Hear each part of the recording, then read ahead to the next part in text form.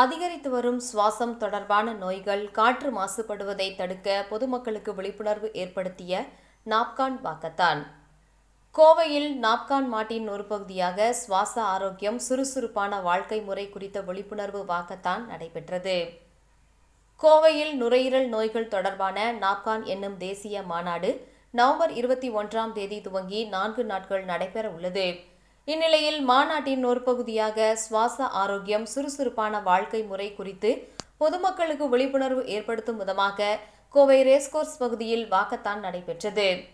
நாப்கான் 2024 மாநாட்டு ஒருங்கிணைப்பு தலைவர் டாக்டர் மோகன்குமார் தலைமையில் நடைபெற்ற இதன் துவக்க நிகழ்ச்சியில் கோவை மாநகர காவல்துறை போக்குவரத்து துணை ஆணையாளர் அசோக்குமார் சிறப்பு விருந்தினராக கலந்து கொண்டு வாக்கத்தானை துவக்கி வைத்தார்.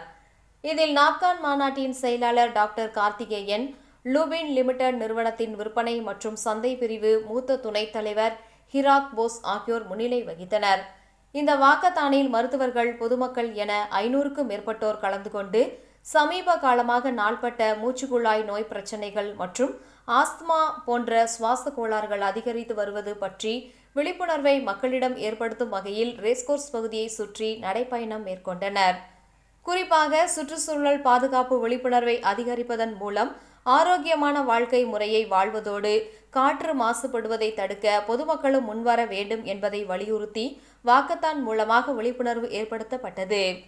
நிகழ்ச்சியில் மருத்துவர்கள் கௌர் நிகில், சரங்கதர், நாகராஜன், ஸ்ரீ ராமலிங்கம், பரமேஸ்வரன், பிரியா, கார்த்திக் பிரபு, ஸ்ரீனிவாஸ், ஸ்ரீராமன் உள்பட பலர் கலந்து கொண்டனர். Good morning.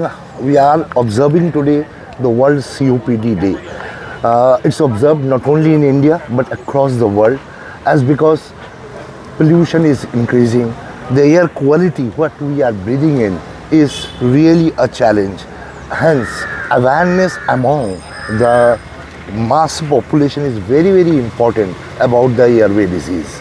So in Lupin we work for awareness, helping the doctors diagnose the disease and help the patient to adhere onto the therapies. We are present in India and across the world in more than 100 countries.